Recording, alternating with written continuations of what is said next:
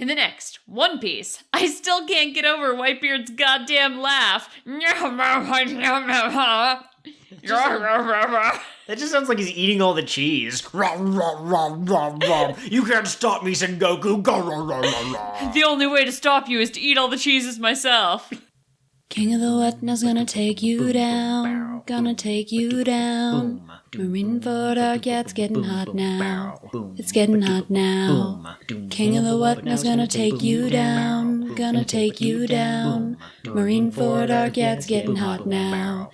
It's getting hot now. We've got a multi-act season, 1, 2, 3. So come aboard to brave the sea. Supernovas and mystery. Warlords, wars, and tragedy. King of the Wetnow's gonna take you down. Gonna take you down. Marineford arc, yeah, it's getting hot now. It's getting hot now. Celestial dragons, lowest of low. Overwhelming enemies, it's time to go. Luffy's gonna fight for his big bro, so now it's time to start the show. Hello, fellow adventurers of the Grand Line, and welcome to episode 109 of King of the What Now, a One Piece podcast covering the anime from the very beginning.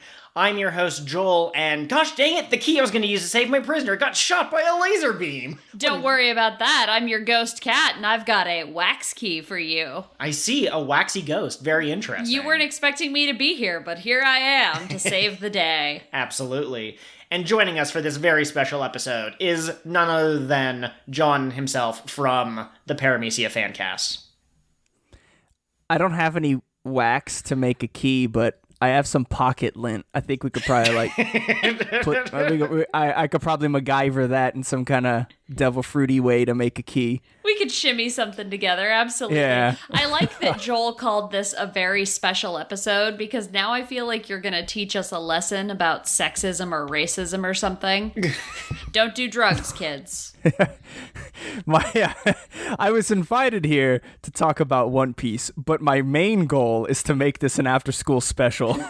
No one can see John, not even us, but I assume he's sitting in the backwards chair with the hat backwards. He's gonna sing a rap about Jesus or something, our Lord and Savior.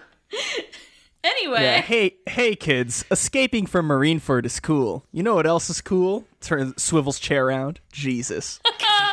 Ace was gonna die on the scaffold for his crimes, but somebody else already died for your sins.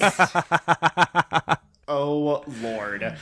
But now, oh my goodness. This is the first time that we've ever had a guest on the show. So for our listeners who've never experienced this during a regular episode, a non-bonus episode, we are going to make a habit of asking any new guest who their favorite Straw Hat is and what their favorite arc is. For returning guests, obviously their answer probably hasn't changed, unless, it's been years and years. But we'll ask maybe different questions for follow-up guests. But that's the questions we're going to ask the first time. Assuming anyone wants to come back after the first time. Yeah, assuming we don't scare them off. Oh, God. So, John, given that you're the first ever guest, let's hear who your favorite Straw Hat is, and maybe, why in general. And don't worry about spoiling things from later in the anime. There will be time codes in the description, and I think most people who listen to our podcast are actually caught up, even though that's not the premise of the podcast. Oh, God. Yeah, well, first off, thank you guys for having me so much. You had said it before, our history is long and quite colorful. We've had each other on multiple podcasts, and it's always a great time to record with you. And thank you guys so much for having me on. These episodes that we're going to cover are actually when I was looking over the episodes you sent, these are no meme, no jokes. These are actually probably, if I had to pick episodes, these are my favorite episodes out of all of Marineford. Mm-hmm. So I'm glad I get to talk about these ones specifically. Yeah, absolutely. It's an intense arc, but there's certain moments that hit higher than other moments. Yeah, and I will say, having rewatched the episodes for this episode, knowing what I know now in the current where the manga is, and then going back and watching these, some of these moments are just way cooler, and it's so awesome to see. Absolutely. I spotted someone in the crowd and I went, "Hey, it's them." And Joel went, "Yeah, we knew that they were part of the Whitebeard Pirates." And I was like, "Yeah, but I didn't last time." Yeah, but this time, yeah, I got to see one of my favorite characters who, well, I used him in one of my cold open candidates, so Okay, I won't very spoil it in case it makes it in, but... I assume it's the little shark gremlin guy who looks like he'll gnaw off your legs. Oh my god, I think you actually got it. I can read your mind, John. Yeah, I saw the episode where they all appear. I'm like, hey, that's number 47 on the Japanese character rankings, Namul. Interesting. So, of these Straw Hats, who would you say is your favorite? Oh, okay. If people don't know, I talk about it all the time, and it's sort of a meme. It's not a meme. It's a meme that, like, just, oh, haha, will make fun of John for liking this character. But Sanji is, like, my absolute favorite of the Straw Hats. I love Sanji. My co-host Franz, they constantly are like, problematic fave. And I'm like, yes, but Sanji's the best, so I don't care. None of the Straw Hats are an unproblematic fave. Like, they're literally criminals. Exactly. Like... Hello, Robin murdered people? Like, I don't... But when she does it, it's hot. When Sanji does it, it's misogynist or something, you know? I'm not downplaying Sanji's many crimes against women. Those are real, and I do not deny them. Joel is also a big Sanji fan. Yeah, those are real, but he's also, like, a Power Ranger now. That's absolutely true. So he was cool before, and then Oda was just like, hey, kid, do you want to be a Power Ranger? Soba Black is supremely sexy, yeah. I'm not gonna lie. Oh, God. Yeah, no. I love Sanji. I mean, I've loved him since Baratier. Just the moment... It's such a small moment, but I love it, of him just on the deck feeding... Geen, I think? Or Jean, however you want to pronounce it. Yeah, he's feeding Geen, and then Luffy and... What's his face? His papa. Zeph. They're like watching from like one of the balconies, just like, and Zeph is just telling him like, hey, like his dreams like far exceed what we can give him here. Like I want you to take him with you. Like he's not gonna grow unless you take him with you. Like we can't provide for him anymore what he needs. And I was like, oh, this is such a good moment. And that whole Baratier arc, just Sanji's introduction, just every time that final moment of him like leaving and everybody's putting on this stoic face because they're trying to play cool, and then as soon as Zeph says one word, it's like, hey, like, you know, be careful out there, don't get your feet too wet, or he says something like that, and Sanji just like breaks down like, thank you for everything. I'm like, damn, every time I cry. No, the Baratier is such a good arc. When I first met Joel, before he finally got me to start watching One Piece, my knowledge of the series was very tangential from, like, my cousins and a couple of my friends watching it. So, yeah.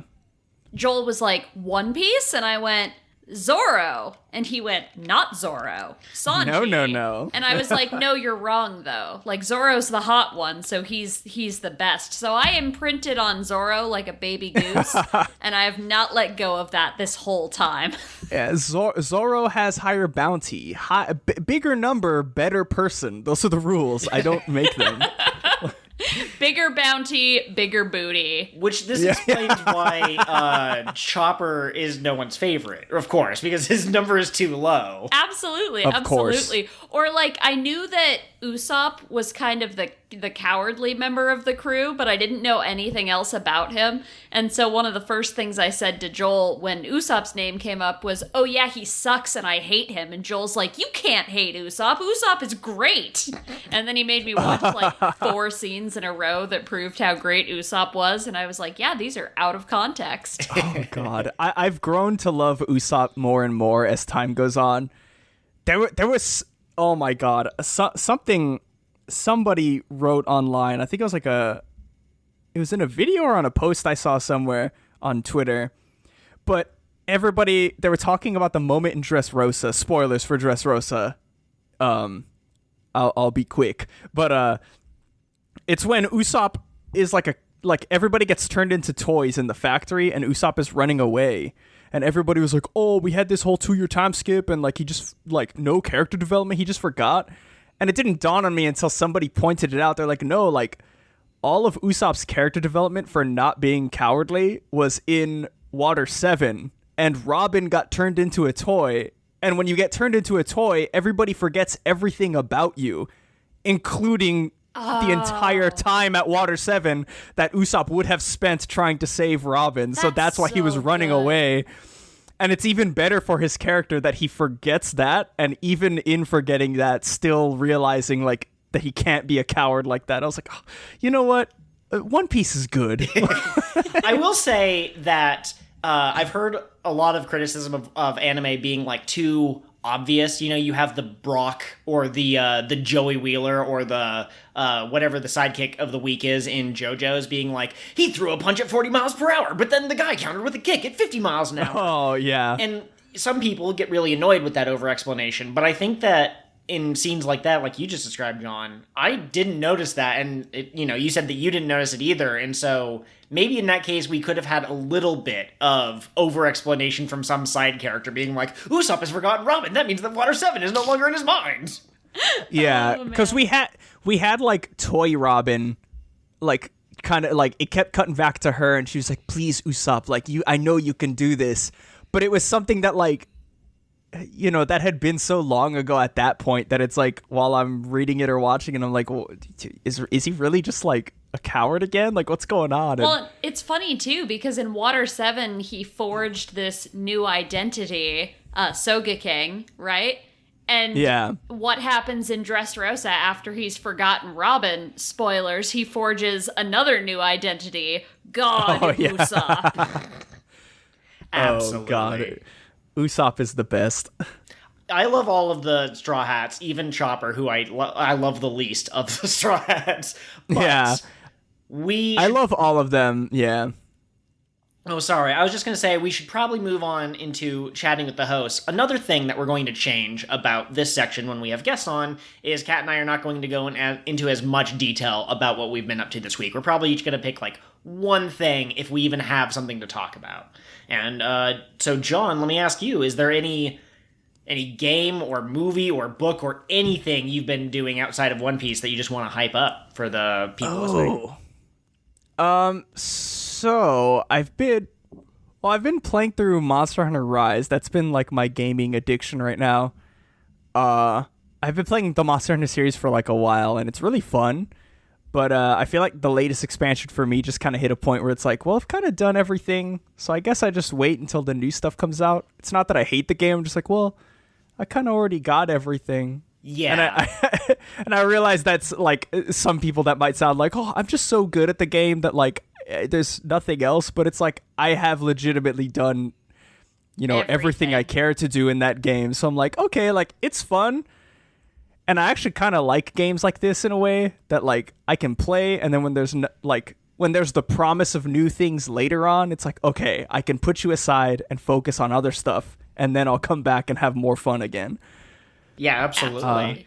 I was watching Joel play Monster Hunter, and I kept getting really excited over these monsters, and then he'd have to kill them, and I'd be like, oh no, you're killing this monster, this is my friend. And I was sitting there and I was like, what about a game where you're just a biologist and you go see the monsters? And I was like, you just want Pokemon. Well, there is an RPG game, like spin-off of Monster Hunter called Monster Hunter Stories. I think the new one comes out soon. And that one is legitimately just Pokemon with Monster Hunter monsters. Nice. Yeah, I saw the trailer for the new one. Yeah. And it was like a How to Train Your Dragon kind of thing. Yeah, it's. I remember seeing that game and I was like, man, this ain't real Monster Hunter. This is gonna be dumb. And then like I played it and I was like, hey, actually, this is kind of really good, guys. This is actually my new favorite RPG, guys. Like, love it when that happens. So, who is your favorite? Which monster is your favorite design? Do you think? That's a tough one. I'm gonna cheat and pick two because the classic one that I love is one of the Elder Dragons, Chameleos, and he's from like the second Monster Hunter game, and he's literally just a giant chameleon that can turn invisible, and he has derpy eyes, and his tongue extends like Yoshi, and if he hits you with his tongue, he'll steal items from your pouch. So, like, he does poison damage, and I've had it happen multiple times where he hits me with a tongue attack, and then it's like, oh, your antidote has been stolen, the only thing that can defend against poison. And then he'll do, like, a poison beam at me, and I'll die. You son of a bitch. Yeah, I really liked the Pukey when I played, for the same reason, because it has such a derpy face and such. I am perceiving Chameleos right now, and he is excellent. Yeah, he is great, and his walking animation is so stupid for no reason. He just like, I guess it's how actual chameleons walk. Like, he'll lift his foot up to take a step, and then it stops, and he kind of retracts it a little bit, and then he's like, no, yeah, that's good, that's good. And he goes like it's all in one motion, but the stop midway through, the kind of hesitancy, I'm just like, yeah, I like you. You're cute. Absolutely. Kat, have we actually done anything since... Oh, sorry. Go ahead, John. Oh, no. I was just going to say the other one, if I'm cheating, is there's a new one they added called Valstrax. And it's like this... It's another Elder Dragon, and it's like a griffin almost. Like, it has like 4 feet, and it's like an eagle-type face. And it has big hands that are wings on its back. But it's their jet engines. And he's just a jet plane, and his moniker is called the Red Comet, and like there's like lore in the game you can find, and in the desert stage, if you read the stories of the lore, it's like, oh, like this used to be a bountiful land, and then like this red meteor just struck the land, and ever since then it's been all messed up. Everything changed when the fire dragon attacked, is what you're saying. Yeah, basically. And I remember online, everybody was like, what could this mean? And like the Japanese version, it specifically used the kanji for Red Comet, which was this. It used the same kanji as when he appeared in an older Monster Hunter game, and I was like, oh, big brain, I know who it's gonna be. That's incredible. That's awesome. So, Joel, have you been reading, watching, listening to anything new lately that you want to shout out? So Hbomberguy has come out with a video called Truth About Vaccines Debunked or something like that. I can't remember. Vaccines, a Measured Response. Thank you. Yes. So I really like Hbomberguy in a lot of his videos. He's one of those long video essayists that I kind of would aspire to be if I could get off my butt and do something. But it's a really interesting look into the history of that one vaccine study that the anti-vaxxers bring up pretty frequently, and it's crazy. Like, you think, like, oh, it's some scientist who didn't really do the research properly, and then you find out all about this other stuff, including he, at one of his children's birthday parties, he offered to pay other children money for their blood because he needed the blood of a non-autistic child for his test. So he was just handing out money at a birthday party. That's just insane. You can't make that up. That's, I don't know. Because part of me is like, that's so wild. But then I also think like, damn, that's a free, as a child, that's like a free $20. Like... Think of how much ice cream you could buy, you know? If I were a child, exactly, and one of my friend's parents had offered to buy my blood, I probably would have said yes, but I also probably would have asked my dad first, and my dad absolutely would have said no. Yeah. I mean, depending on the age, you might also assume he's a vampire. You might legitimately be like, is Mr. Davidson or whoever just, a vampire?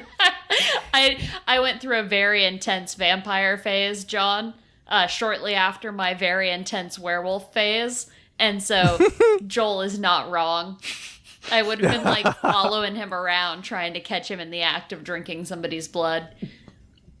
Yeah. Throwing like dried garlic at him and then like hiding when he turns around to see who threw it. Absolutely. When will One Piece give us a vampire? I know they've had one in, I think, one of the games, but I want a canonical vampire villain. Does Mihawk not count? No. Okay, fair enough. So I thought Hbomberguy only did anime videos. No, he does a lot of video game videos. So he has one about like why he thinks that Dark Souls 2 is better than Dark Souls 1, which is a very unpopular opinion.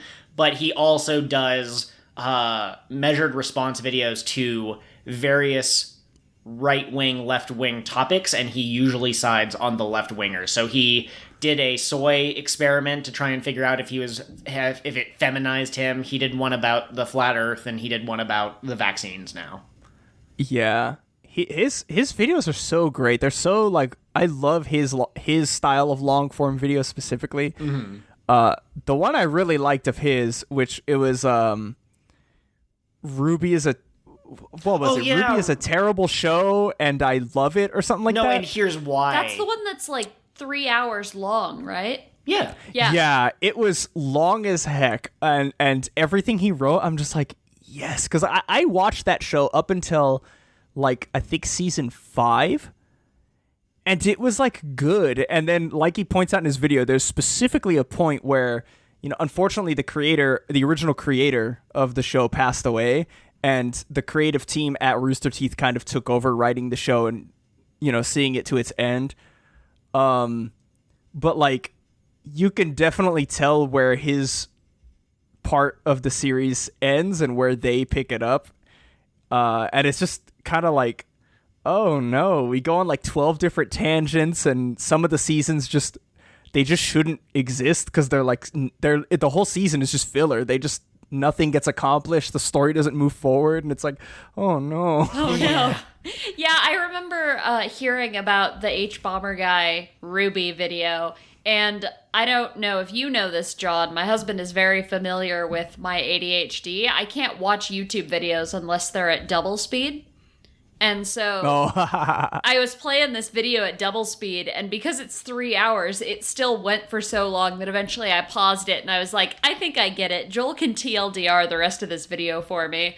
But he is a really talented creator, and he's very thoughtful in the way he puts his videos together. He's also where are they going to sell the houses to who, Ben? Aquaman? That's his meme. That's him. Oh, yeah, I love it. That's delightful. Man. So, like I was saying, I don't really watch YouTube, and when I do, it's on high speed. But for like the last week, I have been obsessed with dog training videos on YouTube for no particular reason. And I found a specific channel called Frankie to the Moon, which is a guy and his 2-year-old Australian Shepherd named Frankie. And they just go on adventures around Canada. And so I've been watching that pretty much nonstop, even when I'm supposed to be doing other things. Nice. That's incredible. I love the idea of the dog itself being some kind of like a Twitch streamer or an influencer on Instagram. Yeah, well, that's the thing. Like, these herding dogs, they're bred to be working dogs, so they need a job to do.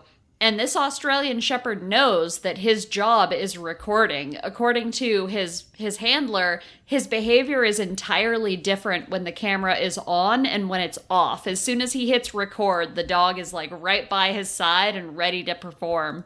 Oh man, that's awesome. So yeah, that's pretty much all I've been doing. Still getting through Crooked Kingdom, and yeah. Yeah, I think this segment is going on a little long, so I'm going to cut you off. We know that Kaz Brecker is the cutest man. You want to touch his butt. What? But No. You don't like Kaz Brecker? I do like Kaz Brecker, but not for, like, weird sexual reasons. Okay, I thought you were like, this man is so full of intrigue. That's not my point.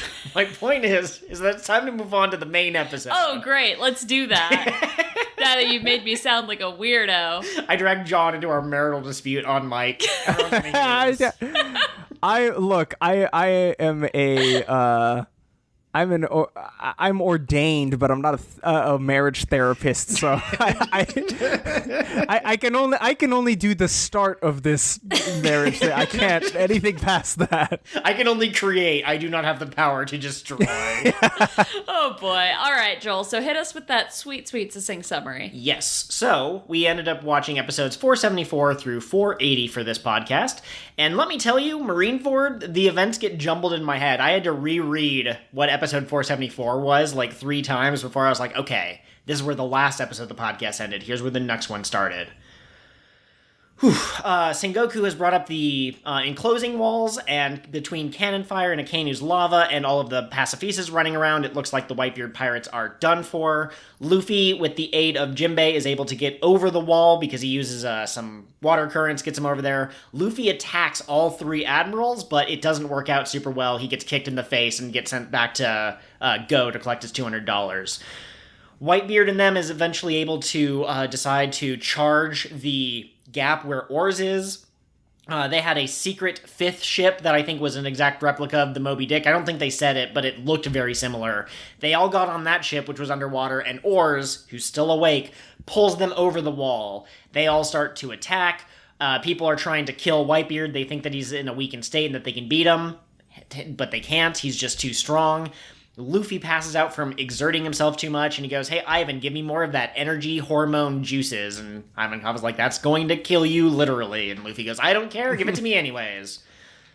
The fight resumes, and now Whitebeard, after seeing a burst of Conqueror's Haki from Luffy, decides to entrust the mission of saving Ace to Luffy, and so he orders his men to back up Luffy, and Luffy's able to get closer and closer.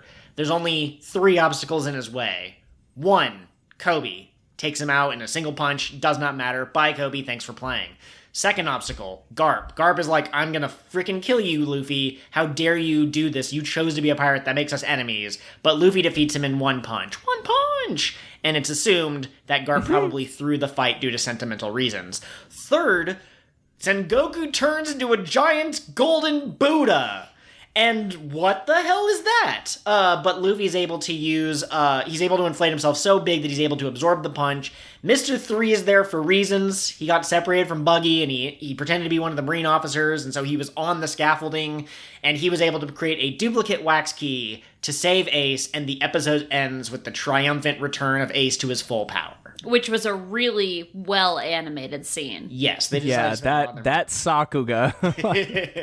And that has been your succinct summary. It was a beautiful, succinct summary. Catherine usually asks me how I like these episodes. John, you already touched on these being some of your favorite, but how did you like these episodes? Oh, fantastic. I was rewatching these episodes for this episodeception, and I wrote down a whole bunch of notes, and reading the notes back on some of the early episodes when I started watching them is just hilarious to me. I think this will give everybody insight as to like how I write notes and what my thought process is when I'm like trying to summarize things. 474 is Sakuga in all caps, lava shmups, which is shoot 'em ups, when when Akainu started throwing the lava fists everywhere. Boiling sea, ouch. Boiling sea, comma, ouch. And then Luffy looking past the 3 admirals, hashtag dope. That's what I have written. That's incredible. I think that's an excellent summary of the episode, to be honest, you know?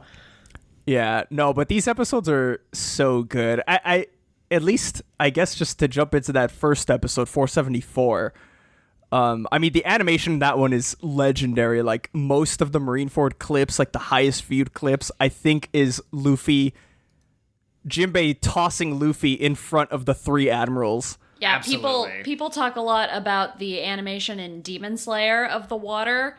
Jinbei throwing Luffy at the admirals easily matches the Demon Slayer water, in my opinion. Oh, and I tried looking up his name, and I don't remember the specific animator or the art or the animation director, but they bring him on for like really big moments in One Piece, and I don't remember his name. I feel so bad. I tried looking it up, but I don't know who it is. Anyways, the moment where Jinbei throws Luffy in front of the 3 admirals is like super well animated. The same artist, the same art director was also in Dressrosa for one of like the big moments in that. Very nice. Yeah, and it's so, seeing his art style is so amazing. God, one thing I want to bring up, which is sort of because of reading the recent stuff, this was definitely one of the moments that I was like, oh, it's so cool to see that all the way back there too. When Luffy gets thrown in front of all three of the admirals, they're talking to him, and his gaze, he never once looks them in the eye. He's looking past them. He's going to make it past them. They are nothing to him. He's looking at Ace, his final goal. And no spoilers for the manga if anybody doesn't want them, but there is a moment just like that with some even bigger enemies, and Luffy doesn't even look at them. He's looking past them. They don't matter to him, and I just think that's such a cool moment. And it's so like emblematic of who Luffy is as a person as well. Like, he doesn't care what's in his way. He's got his eyes on the prize, and that's where he's going. Well, and not only that, So Luffy at this good. point now knows that all three of these are Logia users. And as far as he knows, the only secret technique he could use is exploit specific weaknesses. So that might be a lot of water for Akainu, it might be fire for Aokiji, and it might be mirrors for Kizaru. But he doesn't really have time to put together a plan. He's not MacGyver, so he just takes this mast. He's going to throw this mast, and he's going to break the pieces into them, but he's going to use that moment as they're incorporeal to dodge the attack to slip past them. So he knows he can't beat them, but he knows he doesn't have to, and he comes up with the plan in the 2 seconds he has to figure it out. Yeah. Absolutely. So... It's... Oh, sorry, go ahead. Oh, no, I was just going to say, it's so cool. Like, this whole moment was just so sick. Mm-hmm. Well, and maybe someday in the future, Luffy will face the Admirals one-on-one, and he might beat one of them, but I highly doubt he'll fight all three and be able to take them, so just the balls on this boy, honestly, you know? Yeah. To take them on where he's at right now is already, like, in any capacity to take them on is outrageously insane, and I love it. Mm-hmm. You know what I think was cool about these episodes? Crocodile. Oh, yep. I love Crocodile. Yes, I love everything about him. I love that he's a horrible bastard man. I love that he doesn't really care what happens to Luffy or Ace or Whitebeard, who he actually wants to kill, but he can't let the Marines win. Yes. I have written in my notes on when that happened, Crocodile, quotations, I want you to lose more than I want to kill Whitebeard, and then I have absolute legend in all caps afterwards. I'm positive he cut his own hand off so that he could, throw it at someone while it was flipping them off. Like, that seems like the type of thing he would do, having watched these episodes. Oh, man. Crocodile is good, but I do wonder if maybe he's lying a little bit. Maybe he has a certain persona that he's trying to exude. And so I wonder if, when he said, I don't care about Whitebeard, I just want you to lose. And I think, Kat, you said, you can tell that he doesn't care about, Luffy and all this other stuff. I think maybe he cares, a tiny bit. I think he might be slightly inspired by Luffy's hope.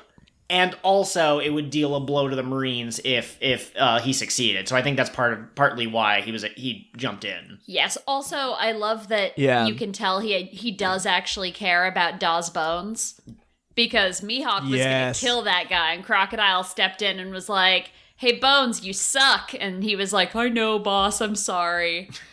Yeah, I loved that moment. He was just like, "Hey, Bones, you're not even really trying, are you?" And he's like, yeah, "Sorry, boss." He just gets up and is like, "Yeah, sorry." Did I don't know if you were watching it through the same means we were. Did the translation you watched have Das Bones refer to him as the president? Yes. That cracked me up. I don't know why, but I saw the president wants to do X, and I lost my mind. I was like, Crocodile's the president. He was democratically elected. Yeah, it's weird because I believe what it is in Japanese, the word I think it's Sacho is the president of a company or an organization. So you would call somebody Sacho if they're the president of your organization. And I think he just refers to him that way because he was the leader of Baroque Works.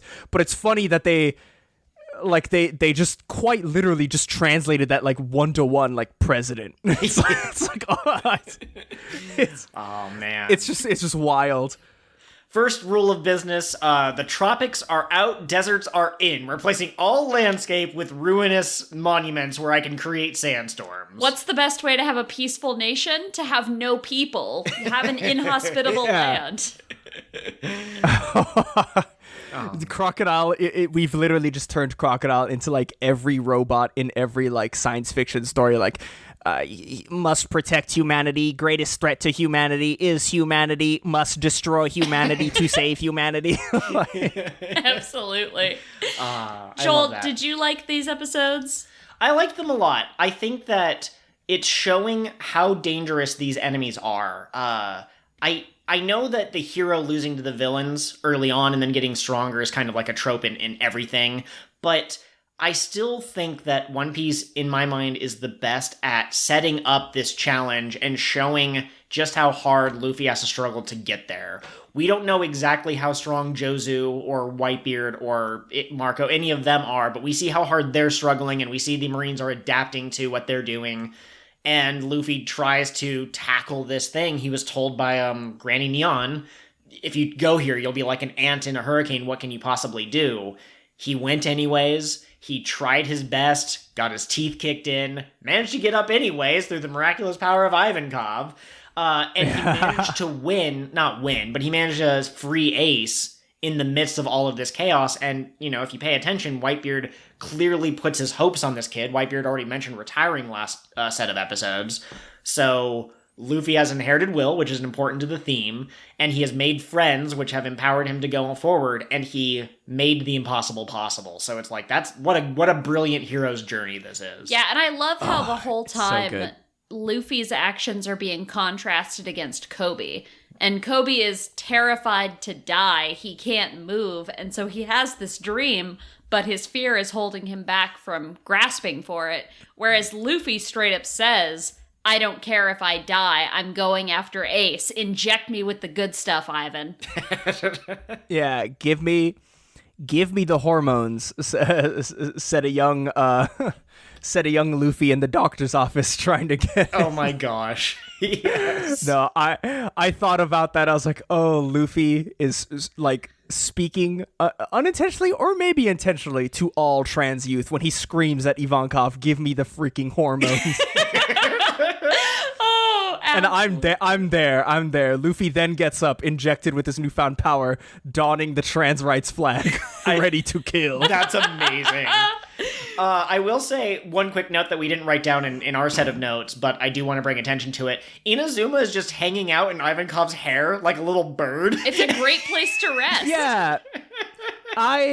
I remember that he was the one that made the platform, the bridge to get when to Luffy elevate finally Luffy. gets up to Ace. Mm-hmm. But I for when I was watching the episodes, I was at like 475, and I was like, I haven't seen him in a while. Like, where are they? Like, where?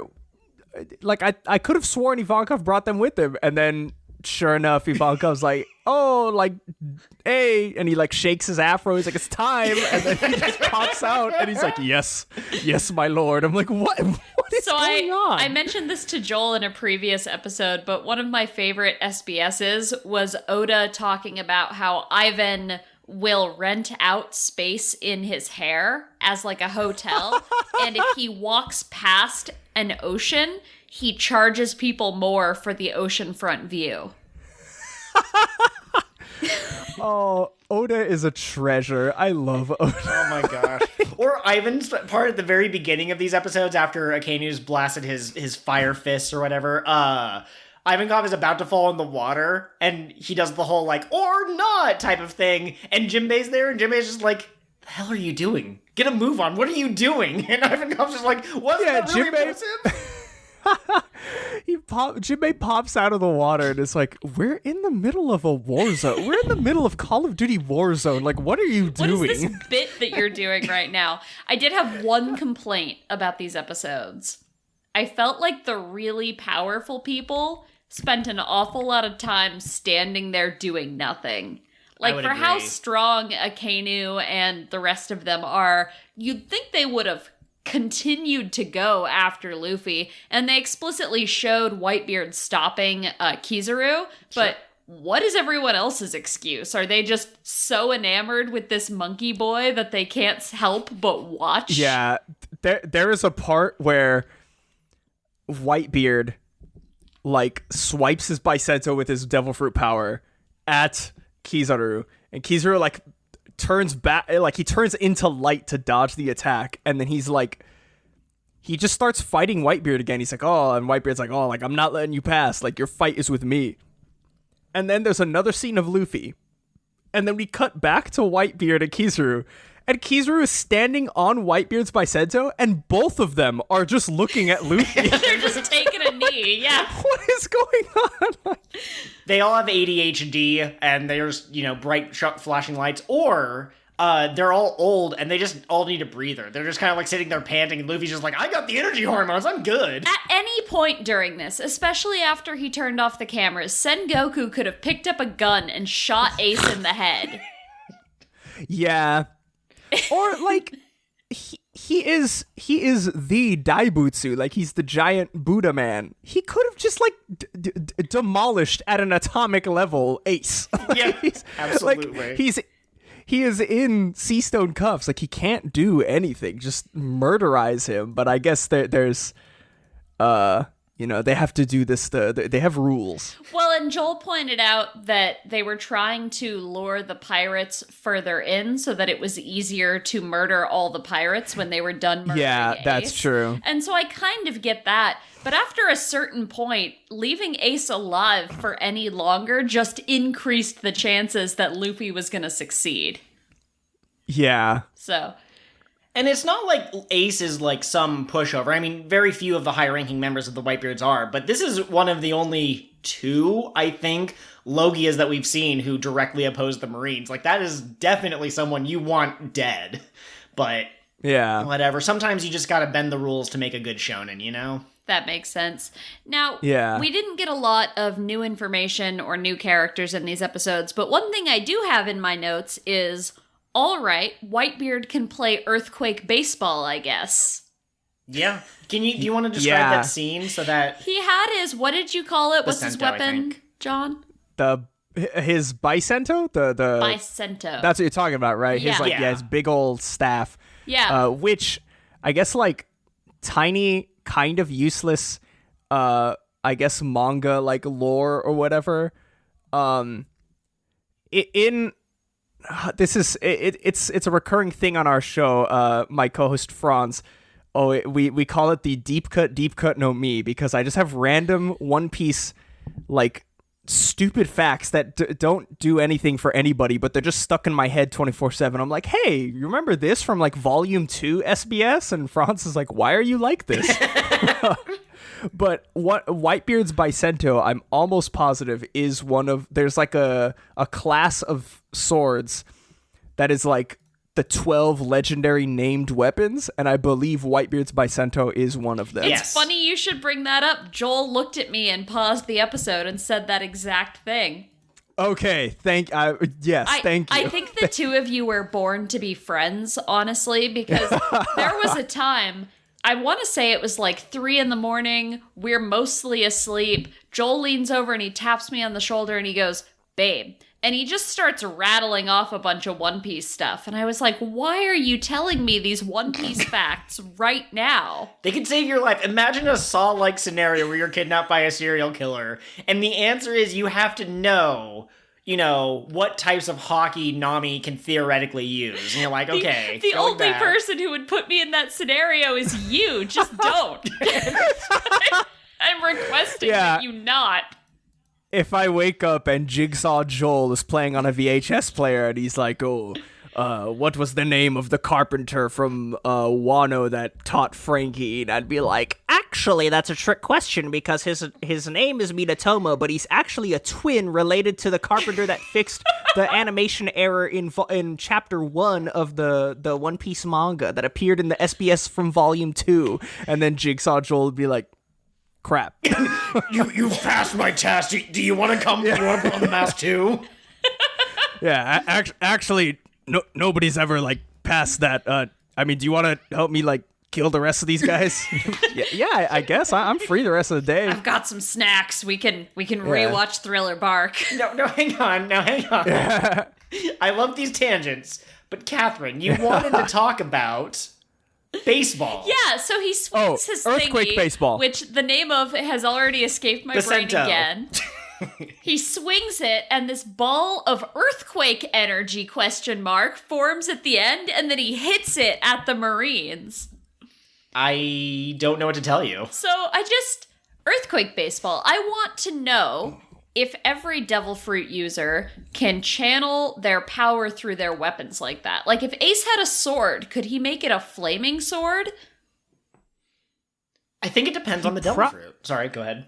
Yeah. No, I was going to say the same thing. He probably could. I'm sure it depends on the devil fruit. Because I'm trying to think. I know for sure, like, Aokiji could, like, put ice through whatever he's holding. But, like, imagine Buggy, for example. Like, Whitebeard's power isn't a Logia, so you can't say Logias can, but Paramecia's can't. Clearly, a Paramecia type can. But, like, Luffy and Buggy do not have the type of power they could channel into something. Could you imagine if Buggy grabbed, like, a candlestick and it just, like, broke into pieces or something? It wouldn't be useful, that's for sure. I could see Buggy being able to manipulate the pieces, but Luffy's would just get all floppity. Yeah, there is a, I'm gonna bring up spoilers for something that's referenced later, but it's not, like, I'm not gonna say any names or anything. Basically, there is actually, no, it's not spoilers, because it was brought up in Impel Down. It was, by Crocodile. Devil Fruit Awakenings. It's brought up in Impel Down, and the Zone Fruit users are awakened, and what's described about the awakened Zone users is that they just have, they kind of become like brainless beasts in a way. Like, they have much more endurance, and they're just, one-track mind. Like, they're going to stop whoever they need to stop, and they are unstoppable, basically. They have so much endurance. These are and animals power. who definitely lift. You can tell that they... Yes. They just got out of the gym, chugging pre-workout before and after the workout, which I don't think is recommended, but they did it, and that's why they're awakened. But there is later on characters that bring up the idea of awakened fruits in other fruit types, specifically in Paramecias. And the two characters that kind of talk about it, what they can do is their Paramecia fruit gives them control over, whatever they have control over. But they can change the surroundings into that element as well. So there is a character who has sort of like a spongy, like, devil fruit that he can turn his body into, like, this little goop stuff without spoiling anybody. Okay, really quickly. You probably know who I'm talking about. I'm going to cut this out of the audio. I'm not going to put this in the main episode. This will be a blooper extra. But does have a wet-ass... Joel. Let's discuss. Dox me like that. It was so inappropriate that I couldn't help but use your full name. Shame on you. But yes, what do you think all the donuts are a metaphor for? But yes, yeah, he does. He does. We laugh at the audacity of this, but yes, like, actually, I'm quite perturbed that you would even ask that. You can't be the Jigsaw, the One Piece Jigsaw, if you don't even know this stuff. You either live, or you either die the casual fan, or you live long enough to see yourself ask about wet ass. Oh my god. Okay, so here's what I'm gonna do. I'm just gonna censor it like we censored the F word. So I'm just gonna say, does blank have a wet ass? And everyone else is just gonna have to be like, okay, sure, I guess so. Absolutely, that's perft. And you can censor your name as well. I apologize for that. So I apologize for doxing you. Now for the No, I was just gonna say to sort of bookend my thingy is that Luffy can't channel his devil fruit into anything yet, quote unquote, question mark. But I feel like if he were able to, it would be through devil fruit awakening, and he would just create, like, Gumu Gumu no bounce house. Okay. Okay. Oh no, the walls are bouncy. Now bear with me here. Imagine Luffy with, like, I don't know, like a back scratcher, one of those back scratchers that's shaped like a hand at the end, right? But he awakens his devil fruit, he channels his devil fruit into it, and now it's a whippy, sticky hand. I'm so glad. Can I just say again, I'm so glad that you guys brought me on, invited me graciously, because we're on the same wavelength. As soon as you said back scratcher with a hand at the end, I was thinking, no, sticky whippy hand. Exactly. Oh, man. I was obsessed with those as a kid, and I really feel like I need a One Piece character who fights with one. Yeah. It's like Shonen manga went they met us halfway with that, because they gave us the weird clown, like, pedophile from Hunter x Hunter. I can't remember his name, Hisoka. but he had Hisoka. Yes, thank you. Hisoka had like the bubble gum that was like, the bungee gum. It has That's both my power. the properties of rubber and gum. Yeah, and it's like, yeah, but where's the sticky hand at the end of it? Exactly, right? Hisoka was so close. If we could take away the weird, like, thing he has for Gon and give him the sticky hand, then he would be the perfect weird clown character. I feel like everything is just better off if that's the case. Like, the series as a whole is just brought up 10 tiers because of just one change. Exactly, right? So this is a bit of a tangent, but I know that you and Franz have both expressed mild interest in getting into Precure before. Precure has what Joel and I refer to as the hot clown conspiracy. There are too many hot clowns in Precure, to the point where it's getting a little weird, and I kind of want to ask Japan if everything is okay at home. Are you guys... Excuse me, knock knock, Toei. Is everything good? Are you being held at gunpoint, squeaky gunpoint by a clown? Asking for... I feel like somebody at Toei, like one of the higher up directors, like watched Killer Clowns from Outer Space and was so freaked out. It was like, oh, Jesus. And now he can't get them out of his mind. Absolutely. For sure. We did technically get one other piece of new information, but I'm at a loss to how to describe it. So, Whitebeard or someone previously mentioned Sengoku's epithet is the Buddha, same way as Garp is the hero. Yeah. That's apparently literal, because he transforms into a giant golden statue and tries to crush Luffy and Ace underneath his fist. Okay, I don't know if they named it in this episode, but it does get named. He ate the human fruit the mythical human fruit model Buddha. So, yeah. Here's my problem and my question. If the human fruit can have models, like the cow fruit has model giraffe or whatever, how specific are these models getting? Because I have some concerns. You don't want Oda to unveil the human fruit model black guy or Chinese person or, whatever. Or right? whatever. Exactly, right? Like, I just feel like there's some implications there. And then my other question is, did Chopper eat the human fruit model regular dude? Yeah, he ate the vanilla human fruit. Yeah, model regular guy. And how many mythical human fruits are there? Is there a human fruit model Jesus? I mean... Look. That depends on what you mean by Jesus. For those of you who are into JoJo, the newest anime season got announced, Stone Ocean. Part 6, cool, sick. What? We're looking past that. Part 7, Part 7... is such a weird part, but it confirms that Jesus Christ is canon in the JoJo universe, is a stand user and his own stand, and is canonically the strongest of both. And that's just where it leaves it. And they don't bother to explain any more to you. That's all you need to know, kids. I need One Piece. I need One Piece to get in on this. Jump on this action. The Jesus shark, Oda. Do it. Oh, and I need someone weird to eat the Jesus fruit. You know what I'm saying? Like I need a nasty little man to eat the Jesus fruit just for the like what? Wait, who? Now, and listen, What? if you're listening to this and you're thinking, well, I'm very religious. Are these people making fun of me? We absolutely are not. But the fact that it's a fantasy manga with Jesus as a power is just inherently ridiculous. Yeah. And it's not like he is the Buddha.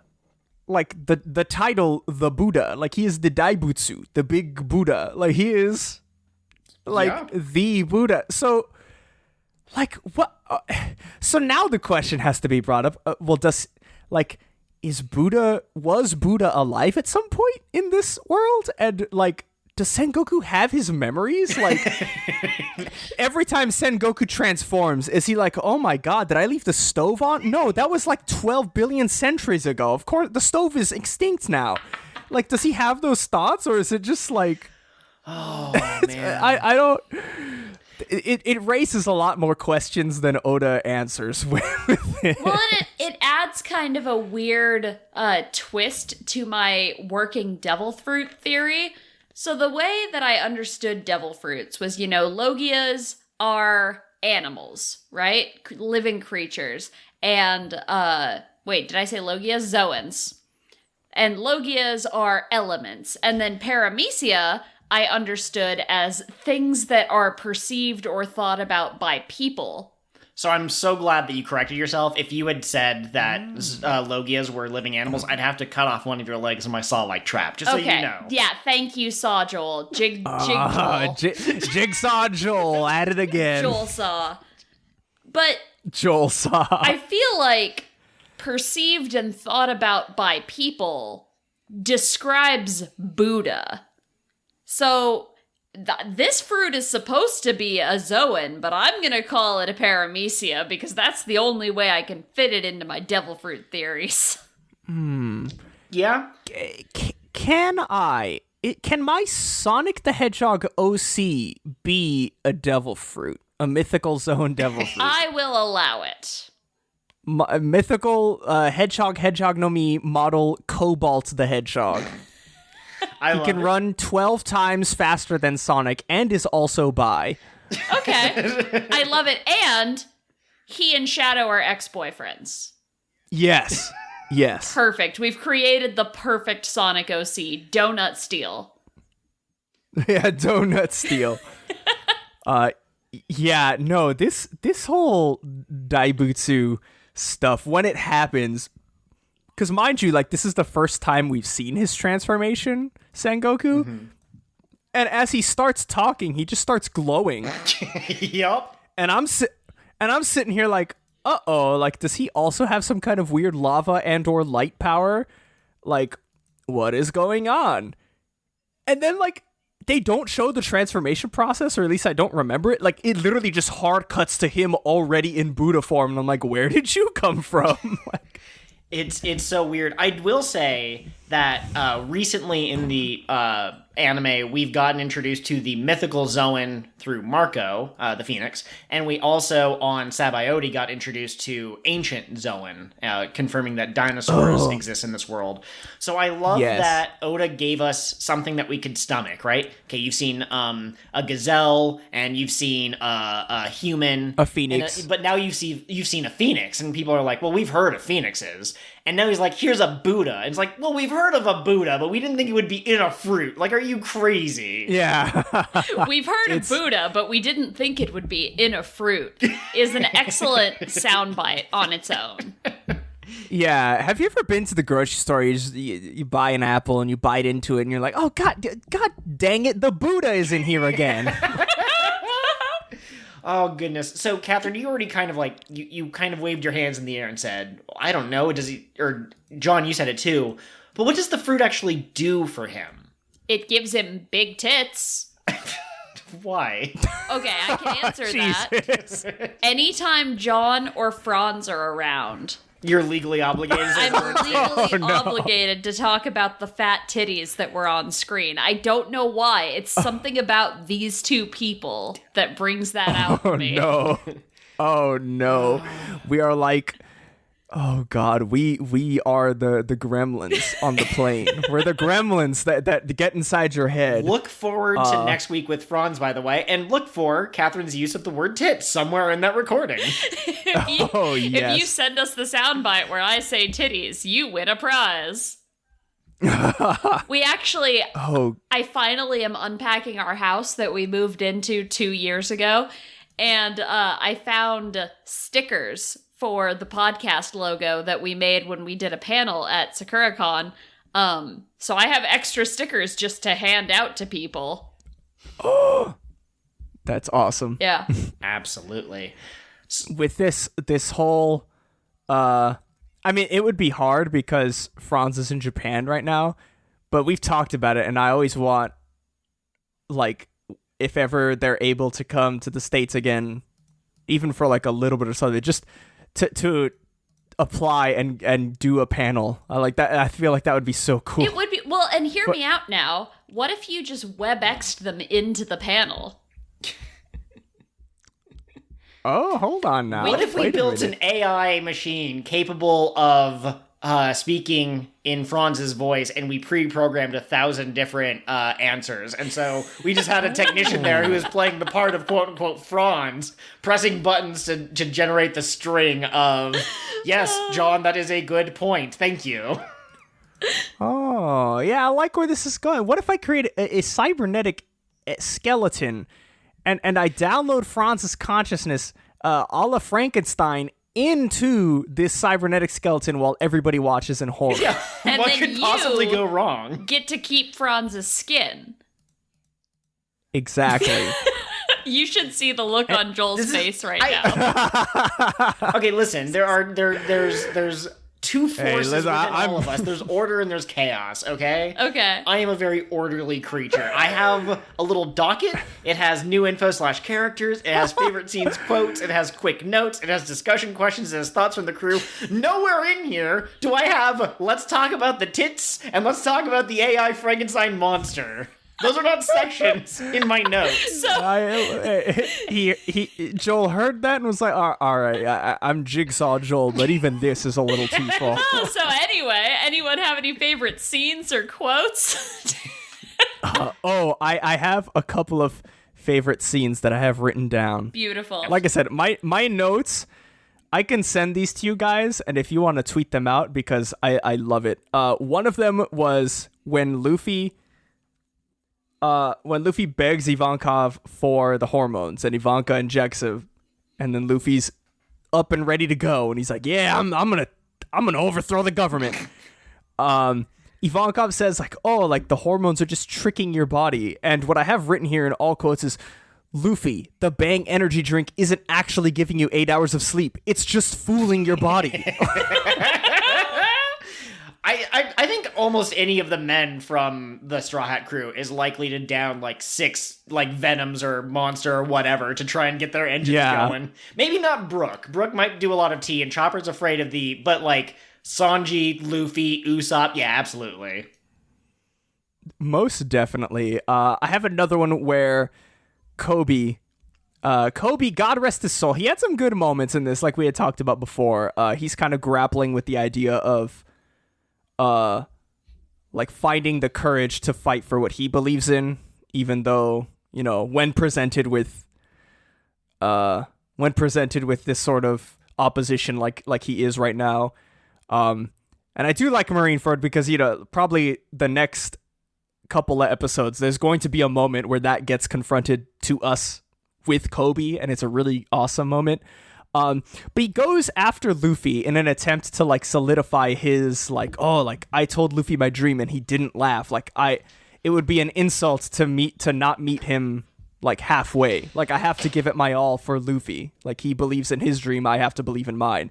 And Luffy, this whole thing, there's a bunch of moments where there's one moment in an episode before particularly where these two Marine officers, one guy jumps at Luffy and says like, "Oh, Tekai, like Iron Body. And I'm just sitting here, and I'm like, dude, I know I've watched it. Did you not watch Ine's Lobby, Naval Officer? Because if you have, you would have known that Luffy could, like, he can just destroy you. It doesn't matter.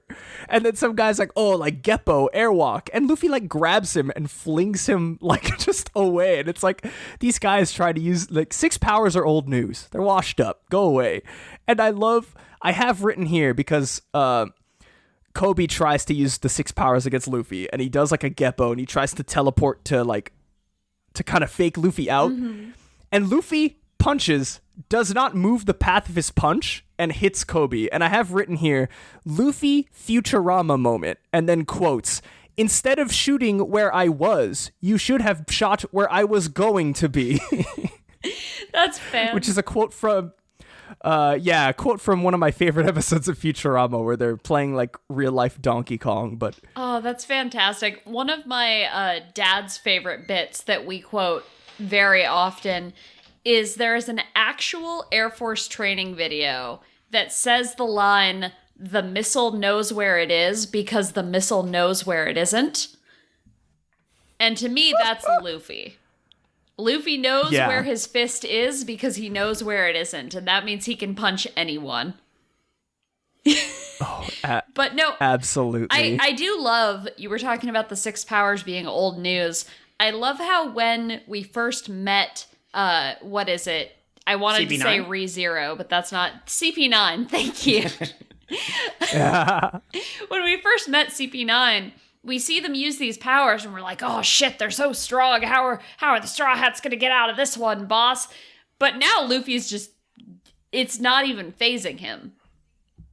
Yeah. So even in the short time since Enies Lobby, he's already grown enough and gotten stronger enough that this isn't a problem anymore. And that's one of my favorite things about One Piece as a series, is the power scaling at this point in the series feels believable. Yeah. Like, they get stronger in ways that make sense to me. That sounds kind of like an ominous prediction right there. Sounds like maybe there's like a but at the end that's imperceptible, inaudible. It's minorly possible that there's a power that makes no sense to me at all that I hate. But that would be way down the line and not necessary to talk about right now. For sure. Oh, man. For sure. I want to circle back to Kobe really quick because I'm of two minds. I don't know how to feel about this boy. On one hand, Oda has very clearly shown that Kobe is, he's been inspired by Luffy. He wants to pursue his dreams. He was kind of a coward, but once he saw Luffy, he got he got over his cowardice. He joined the Navy. He worked his way up. He got special training from Garp and whatever. He learned the power of the 6 paths, which, we're told should take, many, many years. And yet, we get this, like, I don't know what a battle is. I've never seen fighting. He has a scar over his eye, which I assume came from some kind of skirmish with pirates, and I get that maybe it's the larger scale. But I want to feel proud of him for going up and trying to fight Luffy, but he gets one shot immediately, and so far he hasn't really had a standout moment in this arc. And like John alluded to, we'll get to it, but at this moment in time, it's a little like, laugh at this guy who thinks he's the anime protagonist when he's just a second grader. That's what it feels like to me. Yeah. It definitely, he gets his moment later on, but it for sure in the beginning of this arc, like when we see him, he's just kind of written out like, oh, like, okay, I'm gonna test my mettle against Luffy. Oh, I got punched in the face, and now I'm knocked out for most of this. Can we appreciate, though, what a good man-wife Hbomberguy is? I love it. I have written, when Helmeppo was holding Kobe, I have written, Helmeppo holding Kobe, Boondocks moment, who accosted this man? Who could have done such a thing? Who accosted this man? Like, their relationship is beautiful, and Helmeppo is very much, a Buggy, a Mr. 3, and Usopp. He doesn't really have the strength of character to stand and fight, but he'll sit there holding his boyfriend and crying in the middle of a battlefield. Yeah. Oh, for sure. He is man wife of the year, to be honest. Yes, absolutely. Kobe's braless man wife brought him a sandwich that he didn't even ask for. He was in the middle of a heated debate. How is your Marineford war going? I'm in the middle of a world-changing war, and my braless wife brings me a sandwich, unasked for, close parentheses. Oh, How is your Marineford war going?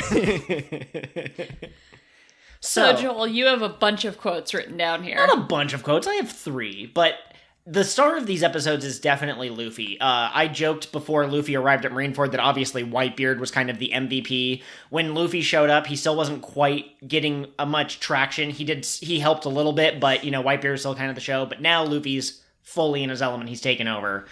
After Luffy's gotten his teeth kicked in, before he's gotten the energy drink shot into his veins, Kizaru tells him, "All you have is courage, but Straw Hat Luffy, if you're not strong enough, you can't save him no matter how hard you try." Which is an excellent quote to tell the shonen protagonist, because Luffy, he doesn't not try, but he certainly hasn't leveled up every single fight he's been in so far. Yeah. For sure. And I'll say I this is one of the reasons why I love One Piece so much, is like specifically in this arc. And this is, I'm going to draw a comparison, and this is not to clown on Bleach. Like, I have such a soft spot in my heart for Bleach. I love Bleach. I love Tite Kubo. Like, to me, he's kind of like the Studio Trigger of manga. Like, he's so stylish. Whatever he puts out, I'm there, man. I'm reading it. It might not be like the best, but I'm there day one because I just love his style. Everything is so cool. Calling him the Studio Trigger of manga just flipped a switch in my brain, and now I'm feral for Kubo. You've activated the Russian, training in my wife. I said the Winter Soldier sleeper agent words in Russian. I'm gonna go read and now you are awoken. Everything this man has put out. But I'm sorry, you were making a point. Oh God, no! I was just gonna say in specifically one of like, I think to this day, one of the top like shonen arcs in manga is the attack on Soul Society, like when the raid on Soul Society, I should say, when Ichigo, spoilers for Bleach, I don't know how old it is, but in case you haven't seen it, Ichigo's best friend, who's a Soul Reaper, gets arrested for helping Ichigo for giving Ichigo powers in the human world, and she's gonna be put to assassination. Like, she's gonna get killed, not assassination, execution, death by snoo, whatever. And so, the main characters, the class of underdogs, like, there are all these humans with soul powers, and like Chad, the Mexican guy, is a boxer, and he just has like hollow arms for no explained reason, but it's really sick. Ichigo, who like has made up, Shinigami powers that turn out to be real, and all of them, the whole group of just underdogs, just invade Soul Society, and they're just like, we're gonna mess it up, we're gonna save Rukia, and it's very much paced like a sort of war, like an invasion on Soul Society, but it's just character gets to point A, beats boss, moves on. Character gets to point B, struggles, beats boss, moves on. Whereas there's a lot more, like, if you're watching Marineford, you're just kind of, like, oh yeah, big war, funny. But like, something like the strategy of like, oh, the entire battlefield is ice. We're going to enclose them in the ice, and then Sakazuki is going to melt the ice into boiling water with his magma and drown half of the combatants, and they can't get out because of the walls. Or like, oh, Oars Jr., they can't enclose the walls fully because his dead body is like covering it. We're going to use the second ship we have underwater, the Moby Dick 2, the hit sequel to the original Moby Dick book. They're going to bring that up above the water and use the gap created by oars to break through the enemy lines. And then when they break through the enemy lines, it's like, oh God, now we have to send like fleets of people to stop like Whitebeard and all this stuff. And it's just, everything in Marineford feels so thought out in terms of like the war strategy that it's just really sick. And when you take a step back and look at it all. Absolutely. And the world of One Piece is finally starting to feel bigger than just the Straw Hats. And I feel like that kind of started at Eni's lobby, and it continued a little bit on Sabaody, but this is where we really see there are these huge players in the world that are moving and shaking things of their own accord. Shaking. And Luffy's just kind of caught up in it, whether he wants to be or not. And the effects of this war, whether the Whitebeard pirates are successful or whether they fail here, are going to affect Luffy's adventure going forward. Yeah, most definitely. I fully agree. Like, it's this really is like probably the pinnacle arc of One Piece, and this may be the fanboy speaking in me, but dare I say, like, shonen manga in general, because there's very few arcs that have been this built up to, and the effects of which, like, just completely change the entire world going forward in the manga. Absolutely. Like, I'm not saying nobody in manga's done it. Obviously, you know, it's been done in manga before, but, like, this is one of the standout, like, the most popular manga in Shonen Jump had the audacity to do something like this arc and get away with it, and it's like, it stuck its landing. Like, it's amazing. It's incredible. I've always hyped up One Piece on this podcast. Imagine that. But it really is my favorite story of anything. It's better than any movie I've seen. It's better than all other manga. It's better than comic books and written books. Because I feel like Oda knew exactly where it was going, which is contradicted by the fact that he just made up the supernova, like, when they showed up. But besides that, he has such a good, thorough understanding of, like, these character motivations. Like, everything is just so goddamn connected. Whitebeard and Shanks clash with each other, which is how Whitebeard recognized the straw hat that Luffy was wearing, and Ace's father was the pirate, and the king of pirates, and Blackbeard has a connection to Ace and Whitebeard, and it's beautiful. Yeah, it's amazing. I do want to say one thing that kind of gets me in terms of thinking of this as an actual war. It seems like no one knows what the devil fruit powers of the other people are, and that's really confusing, because I imagine that at some point Whitebeard has fought the Marines, and at one point he probably turned into a giant flaming blue bird. So you'd think that if there were any survivors, they would report that back to base, and when this battle started, they'd be like, watch out for the giant blue bird, because that's the what Marines Marco's going to turn have into. spies, right? You're supposed to. Yeah, because they have, in the One Piece world, there is a devil fruit encyclopedia, like, that exists, and it tells you the powers of, like, the devil fruits, at least that the Navy has found. And specifically, I mean, like you mentioned, like, Blackbeard used that to seek out every bit of information about his Yomi Yomi no Mi, or the Yami Yami no Mi, the darkness? Yami Yami is his, Yomi Yami is no Mi. Brooks. It's the return fruit. Yes, yes. You live again, and it's just John. like, I want to believe that this is maybe just a, like, I don't get paid enough for this sort of moment. Like, all of these Marines are probably, like, you know, working insane hours, and Sakazuki doesn't care if they, you know, make a living wage or not. And it's just like, oh, part of your job is to read this devil fruit handbook. And they're like, I don't care. Like, when is that ever going to appear? And then some dude who can create earthquake baseball and a phoenix with fire glasses, quote unquote, just shows up and just starts killing your friends. And you're like, oh, maybe I should have read that. Absolutely. I do have two more quotes on here. Gonna try to speed around these a little bit. After Luffy's gotten his teeth kicked in, Whitebeard just catches him, just, like, in midair, and is like... I loved that. I loved him just holding Luffy like a puppy by the scruff, but he's holding him by his, like, legs. His legs, yeah.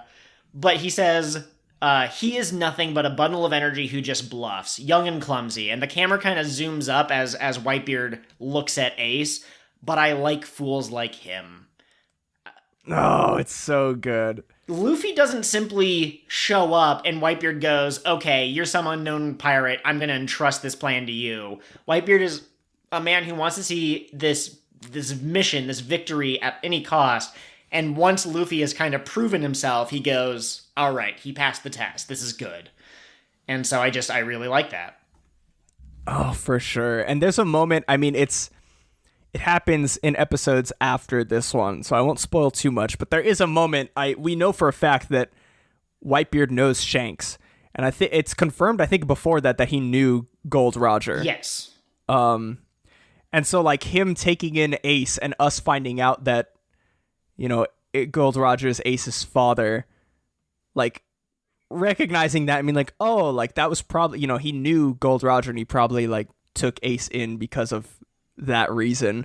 But not only that, like, see, like it's the parallel has been drawn between Ace and Gold Roger, but also always throughout the series, Luffy and Gold Roger, specifically multiple characters mentioning about Luffy, like, it happened with Crocus, and I believe it happened with Gonfall as well on Sky Island. I know he did it. Yeah, with Gonfall as well, and I believe Rayleigh, but I think that's after the events of this arc that he actually verbally says it. But all these characters look at Luffy and they're just kind of like, like, Roger, I think this was the man you were looking for. Like, I think we might have finally found him. And I love, like, Whitebeard having this moment of, like, just fully accepting Luffy and even later on, like, placing all of his trust, like, attention, Whitebeard pirates, Straw Hat Luffy needs your help. He's taking on a level 477 raid and he needs allies. Yeah, all he's gonna need is the 12-digit number on your mother's credit card and the 3 magic numbers on the back. Wonderful. Yeah. And again, like I said, all of the quotes that I wrote down, other than, I think I had one earlier about Crocodile, but Ivankov, after Luffy does his, stop that, and he knocks out a bunch of people, Ivankov comments, Luffy's not aware of his Conqueror's Haki, but it's no wonder that he attracts people. So there must be some, if we're going to theory craft and pretend like we haven't seen anything past these episodes, it would appear that Conqueror's Haki has some kind of personal characteristic or some kind of influence on the people around you. So people who rise to the top, people have like really loyal subordinates, maybe they have some form of Conqueror's Haki. Yeah. Yeah, go ahead. Well, I was just going to say I could see that, and even the end of this quote is something about, like, dragon, they say that blood tells, or something like that. The blood will tell, I think. So, dragon, with his revolutionary army, probably has Conqueror's Haki, and that's how he's been able to gather all these people to him. Yep. Yeah, for sure. There's even a quote, I think it's right before he finishes that quote, one of his lines is, he used it unintentionally. It seems like he's not ready to use it just yet, or he's not ready to wield it just yet. And that moment with, I won't say anything, but with recent happenings in the manga, in the current chapters, like when I saw that moment again, I'm just thinking like, oh my god, like this is so cool. Is he finally ready? Yeah, it's amazing. And I mean, everybody in this moment, Whitebeard placing his bets on Luffy, and even I want to say even you had brought it up earlier when we talked about Garp sort of kind of maybe hinting at he threw the fight. Yes. I want to say that that Garp did. My belief is that I go back and forth on this, because when I watch the first couple episodes and I see Garp like talking to Ace and just being sad, and I'm like, dude, like, you're in a situation where you could just save him. Like, why, Yeah. Like, what, like, in my eyes, it's like, oh, family first. Whatever happens, like, you have to save your grandson, dude. Like, this is your grandson, maybe not by blood, but you raised him and you obviously love him.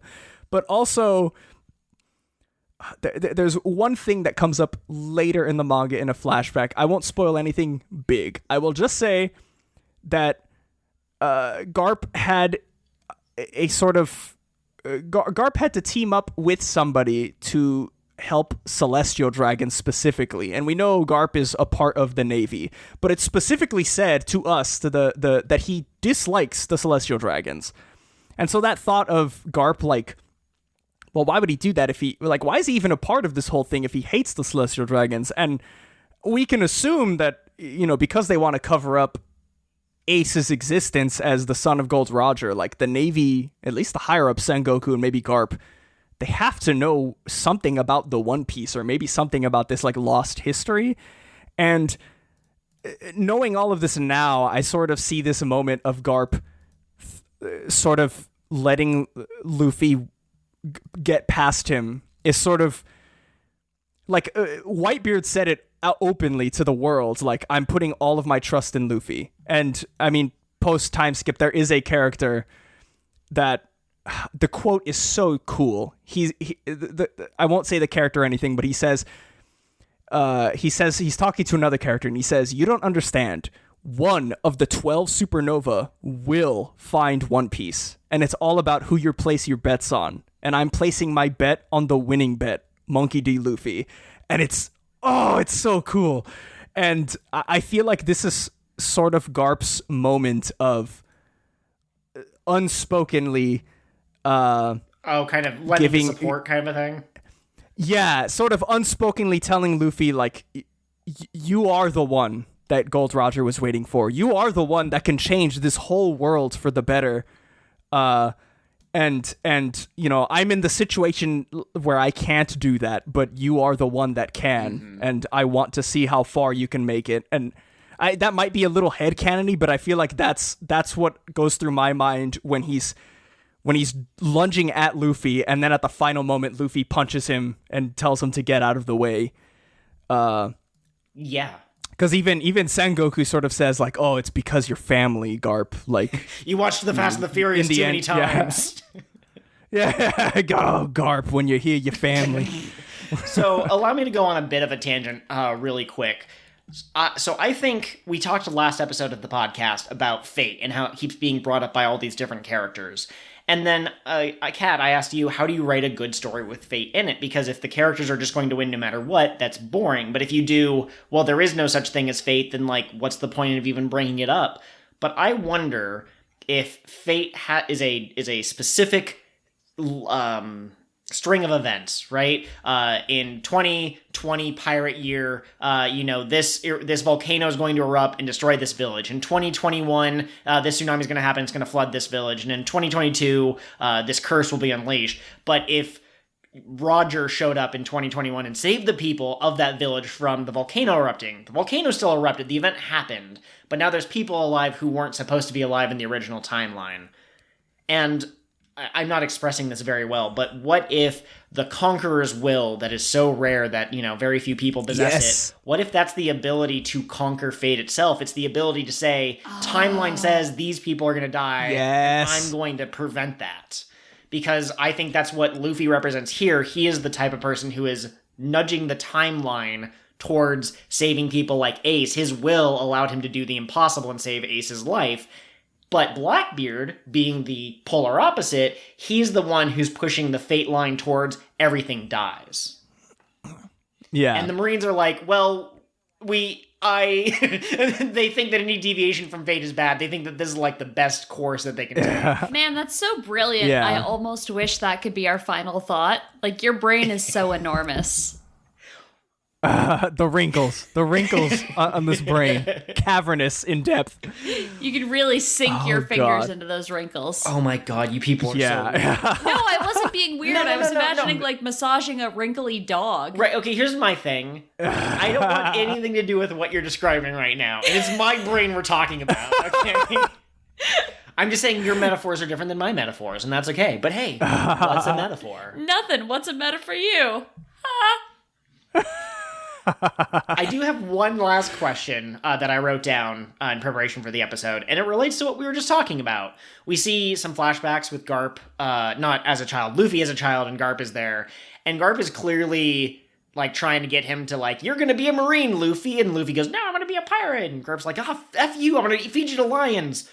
Did Garp really, truly expect Luffy to become a Marine? Or is that what he wanted for Luffy, and then he saw Luffy was doing his own thing, and he's like, well, boy's got free will, can't argue with him. Yeah, I think it... there's no way to tell for sure, but I think it boils down to what Garp sees in Luffy, even as a child, of just like seeking this ultimate freedom. Like, oh, I want to be the king of the pirates. Like, the pirate is the most free man on earth. That's what I want to be. And he just tells him, like, no, you're gonna sit and take orders and be part of the Navy. And he's like, well, that's boring. I want to be pirate. I want to do hood rat stuff with my friends. I want to do hot girl shit. Yeah, exactly. It's hot girl summer, Garp. Let me live. But I feel like Garp at some point, saw the sort of like Conqueror's Haki. Like, he probably didn't see like a flash of Conqueror's Haki. But he definitely saw like the traits that the people that have that have, because I mean, he knew Roger, he knew Whitebeard, like he's known all these people who have it. And I just like you were saying before, like I do honestly 100% believe that like the way the story talks about Conqueror's Haki is very much so, it feels to me like the world is sort of, maybe this isn't the best analogy, but it's like a battle royale in a sense. Like, everybody is dropped into the world, like the world exists, and then 1 out of every 100 people have this Conqueror's Haki, and this sort of force just is like the sentiment that's expressed is just kind of like, well, go at it. Like, let's see what you can do. Like, you do whatever, like, you have the power within you. Let's see what you can do. And I mean, obviously later on in this series, we get to see two people, where we get to see multiple people with Conquerors like physically clash with each other. And we're starting to see more of that as the chapters come out, and it's starting to get more expansive. And it's like, oh man, like it is really becoming like what the legends about the Conqueror's Haki that we see in the story we're starting to actually see them live and like as they go. And even in Marineford here, we're getting to see it. Like everybody now sees Luffy as threat number 1, because they're like, oh my god, he has Conquerors. He cannot be allowed to live. He screamed. We have to kill him. Half these people fainted. Yeah. That's terrifying. Yeah. And even like the most terrifying thing is like when they see him do it, and all of the characters' response to when Luffy like talks afterwards, and they're like, oh my god, he doesn't recognize that he did it. And the Navy's response is, oh, we have to kill him before he figures out. Like, we have to kill him now. And Ivankov and Whitebeard and all of those responses, like, you're not ready yet to use it. I can't wait to see where you go. Like, I can't wait to see how far you'll go. And to quote another thing that happened recently in the manga, again, no names, I won't spoil anything, but there's a quote about Luffy that says, just how high is your ceiling, Straw Hat? Just how high can you go? Absolutely. And I feel like that is a message that just has echoed throughout the entire story, but really in Marineford, it's really like harped on a lot. For sure. Well, and I want to go back to Garp really quick. I think that, in the real world that we have to live in, a lot of the times parents will see things in their children that make them afraid for their children, right? So whether that's neurodivergent traits or being non-conforming in some way, parents start to get anxious about what that will mean for their child's future, and then they try to force these ideas on what they think their child should be to be maximally safe. And so that's kind of what Garp was doing. He's terrified of this future where these boys he's raising grow up to be pirates, and then someone has to hunt them down the way he, a Marine, was hunting down Roger. And so he tries to push this idea because he sees that spark in them, and I think deep down he knows he's not going to stop it, but he has to try, because otherwise he's going to have to live with the fact that his grandsons are probably going to die. Yeah. And like you said, like in that, I think the fear from parents in those situations mostly comes from it doesn't come, for me, it feels like it doesn't come from a malicious place. It comes from oh God, you're different, and there will come a point where I can't protect you anymore. Mm-hmm. And that frightens me more than anything. And I feel like that's sort of the sentiment I get from Garp when he's standing in front of Luffy. Like, that's his final like lesson, I guess, to Luffy. Like, Luffy, like, you're telling me to move, but you have to show me that you're strong enough to move me. Like, because once you pass this point, once you pass me, there is no turning back, and I won't be able to protect you. So you have to show me that you're strong enough to get past this hurdle. You have to show me that you're strong enough to move me is so emotionally resonant that I'm actually feeling a little teary, even though I wasn't during the episode. Oh, no. So thank you for that. But... She'll sue you for emotional damages, John. Oh, no. Oh, absolutely, I will not. Don't worry about that. And we're I'd like to call my first witness to the stand. Looks at paper. Jigsaw Joel. This funny pirate show emotionally damages me every week. So we're good to go. We're rolling. No, we do have a thought from the crew this week. And now this is very interesting because I'm a little suspicious of the source. Joel, you usually do thoughts from the crew. You usually take point. Yes, I didn't actually write down their Twitter handle, but I believe that it's Mexican King was the person who sent this question in. So. Oh, but John, that's you. Sounds like a great guy. But no, I don't. I never. Please, Mr. Mexican King is my father. I've never met this man before. All right. Well, your father says they're a big fan, first time caller, and wants to know what your thoughts on Gremlins 3 being a Mountain Dew commercial instead of a movie are. I have to hear your answer for this because it sounds like a treat. I do want to point out, I'm sorry, it was BBS _ Mexican King, so. All right. Oh, please, BB, that's my father, please. That's, no, okay, so this is, look, I'm not gonna, this is not One Piece related at all, but I just had to have an outlet to get this out, and I felt like you two would appreciate this, because if I brought it up on the next episode with Franz, like I was planning, they might not be so... amenable? Do Yeah, you fear for your life? Okay. John, do you feel like you can't go on the tangents that you want in your heart? Oh no, I love Franz, but I also know I kind of verbally, emotionally abuse Franz every time I point out when Kid uses his magnet powers, and I'm like, hey, that part right there that Oda drew specifically right there at about 3 inches into the page on the left-hand side, that is a GX12 5-pin aviation connector, and I know what that is, and Franz gets mad. My Discord gets mad when I mention that. I don't know why they'd get mad. I think that's fascinating and cool, but... That's what I'm saying. Gremlins, though. I didn't even know there was a Gremlins 3. Oh, get ready for the lore. Okay, so I've mentioned Gremlins before, constantly, on our show, and I think Franz doesn't have a problem with it, but I just want to bring this up. I feel like you two, I love the show. Not enough Gremlins energy, so I feel like I have to bring some of the Gremlins energy to you guys. Okay, we're lacking in the Gremlin spirit. Okay. Yeah. Okay, just a little bit, but it's not bad. It's not bad. It's like you have the perfect slice of chicken, and you just put a little bit more salt on it. It's already fine, but just put a little bit more.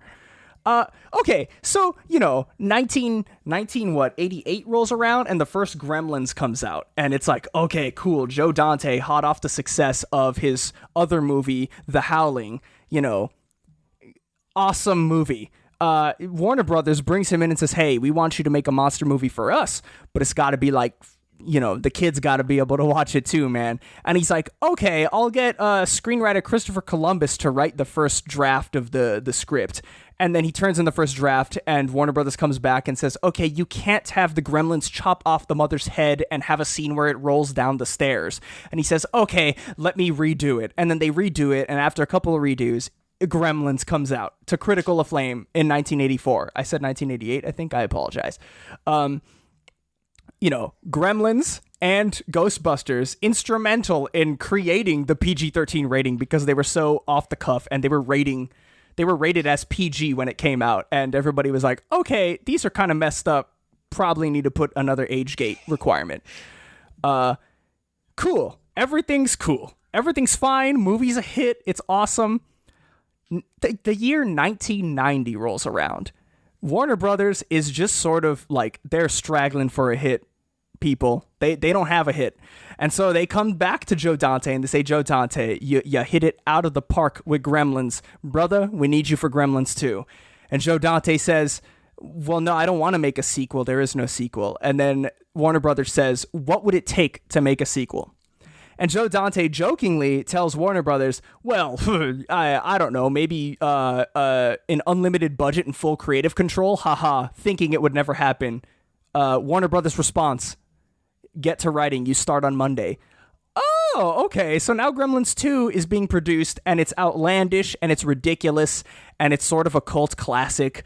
The animation, not the animation, the sort of puppeteering technology was like taken to its absolute limit. There's a spider gremlin. There's a talking gremlin. It's fantastic. It's a parody on sequel movies in and of themselves. It's really cool. From 1990 to now, radio silence. There's hints of like a Gremlins 3 that's being written, and they brought Joe Dante's coming back, and Zach Galligan, the star of Gremlins 1 and 2, is gonna come back. He's already confirmed that he's coming back, and Gremlins 3 is being written, and they're in talks. But other than that, Warner Brothers is silent. What was this month? When did I find it? May 6th, 2021 is when I had the unfortunate disaster of logging on to twitter.com. Terrible, and I got a promoted terrible tweet idea there, John. And it said the new flavor of Mountain Dew Zero. And I don't remember what the rest of the promoted tweet advertisement text said because I was blind with fury. What do I see on this video? Does anybody want to guess what I see on this video? Gremlin Orange or something? Is the I'll tell you what I see on this video. I see Zach Galligan, the star of Gremlins 1 and 2, with a puppet of Gizmo on the couch, and they're watching TV, and Gizmo gestures to the Mountain Dew Zero, and he says, and Gremlins speak saying, I want Mountain Dew Zero. And Zach Galligan, playing Billy Peltzer from the Gremlins series, says, oh, you want some of this? Be careful. It's got all the refreshing taste of Mountain Dew with zero sugar.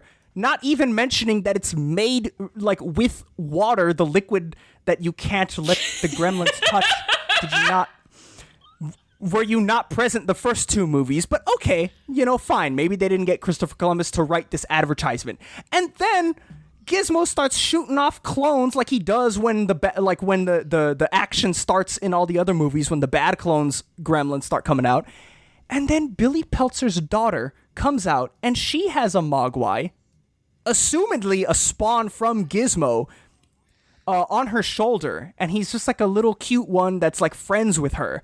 And I have to now grapple with, okay, did Billy Peltzer just break the rules twice? One shown to me on video and one not shown to me so he could make a pet for his daughter. And now I'm mad and the commercial ends and I'm like, wow, I waited so many years for Gremlins 3 and this is what it is. It wasn't a movie, it was a Mountain Dew Zero commercial. John, and that's all I got. Thank you, Father, for bringing this question to Kat and Joel's. Thank you so much, Dad, for bringing this to their attention. Your father also said One Piece was cool too, by the way. John. Yeah, One Piece is cool. I know that schedules are hectic and people are busy and so on and so forth, but I feel like you have just opened my eyes to the ideal podcast. And the ideal podcast is you tell me facts about things, like old movies, for example, and then you just rant for 20 minutes about something related to the facts that you have shared. That, to me, is the ideal podcast. Oh, it's so good. You want to know about Zoids? I could talk about Zoids. I binged, not the show. I binge read all of the Zoids Creative Bible from like 1970 something when the model kits were made, and oh wow, is it wild. Oh, that's incredible. I would like to know all about that. Now perhaps isn't the time, but I'm going to tell you a fact that I think you will enjoy. So I won't name his specific role or names because I don't want to dox myself, but my grandpa is named in the credits on Gremlins. He was a part of production for that movie. I'm booking a flight right now. This is ridiculous. This information was withheld from me. I want the viewers to know what is going on. I'm pretty sure somewhere in my grandpa's house, there's like, they give gifts to the crew for working on stuff, right? So I had all sorts of Hollywood swag growing up, but I'm pretty sure he has Gremlins movie production stuff somewhere in his house. That is actually unironically amazing. Right? That is awesome. Like that is I thought so it was sick. the coolest thing ever when I was a kid. I still think it's pretty cool, but as a kid, I like walked around town like I was a big shot. I was like, yeah, my grandpa works in Hollywood. It's fun. You had your own version of my dad works or my uncle works at Nintendo. I did, without yeah. being like huge into games at the time. It's incredible. Except her dad actually did work at That's true. Nintendo. That's true. This is oh no, this is I'm learning so much. My brain is expanding. I can expanding. actually hear the gears in your brain kind of like coming to a halt as they try to process this information. So I think that will be all. Normally we do a cute little jingle when we're ready to sign off, but John, please let people know, where should they look for you? Do you have a YouTube? Do you have a Twitter? Are you single? That's what, your mom wants everyone to know that information about you, I'm sure. Just anything relevant. Oh, at every family gathering, they yeah. The old classic, the old mix 'em up. Again, thank you guys so much for having me on. I love these episodes and I love talking about One Piece. And I know I can get long-winded about One Piece, but it's just such a good series and there's so many layers that I love diving deep. And as Kat said, I love getting into them wrinkles. I love going into the wrinkles of One Piece and sort of just exploring and seeing what I can find. But no, I am one of the co-hosts of the Paramecia Fancast. Oh God! Out of reflex, I wanted to do the intro of the the podcast. We're a One Piece fancast where we review the latest chapter of One Piece and have a different One Piece related discussion every single week. We're just two best friends shooting the crap about One Piece, and it's a fun time every week. We cover the manga specifically. If something hype happens in the anime, we'll cover it. Or we'll talk about it. We're like, oh my God, did you see this? But we're mostly a manga-focused podcast. But yeah, you can find us at ParameciaCast on Twitter. I'm usually in the driver's seat of that Twitter, so if you see some ridiculous stuff being written, that's probably it. But other than that, you can find us on YouTube as well, Paramecia Fancast on YouTube. That's where we upload all the episodes onto like Spotify and iTunes, but the episodes also go up on YouTube. So if you want to subscribe to us there or just give us like a thumbs up and a comment, like that means the world. Yeah, absolutely. The episode description will have links to all of the relevant links that John just mentioned. Please, I cannot stress enough, if you listen to our podcast and not theirs, I'm not sure why you would, unless you're maybe not caught up, but they're a wonderful listen every week. So, cannot hype up Paramecia Fancast enough. Absolutely. They are hilarious and fantastic, and we really enjoy every time we get to talk to them and hang out with them. Oh, it's so great. We had you guys on recently, and that was such a fun episode to record. And I do want to say, for listeners of this show that maybe may not have made the crossover, your podcast mom and dad here got a little spicy with us on an episode where we made a specific sort of tier list for the characters in One Piece. And I'm just going to need you to go and seek out that episode because it's a train wreck, but it's a lovely train wreck. If you shoot us a link, John, we can put that link in the description of this episode.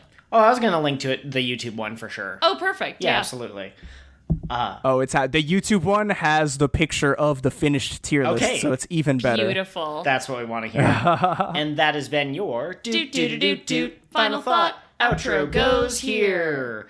As I already alluded, fellow adventurers, next episode will actually be featuring another guest, the other half of the two main hosts of Paramecia Fancast, Franz. And we will be covering... Why do I always do this? We will be covering episodes 481 through 489. Believe it or not, that will actually finish out the Marineford saga. So, not the saga, the arc. I guess there's technically one more piece after that that's like kind of the wrap-up. But thanks for listening, everyone. Have a great morning, evening, or afternoon, whatever the case may be. Bye. Bye.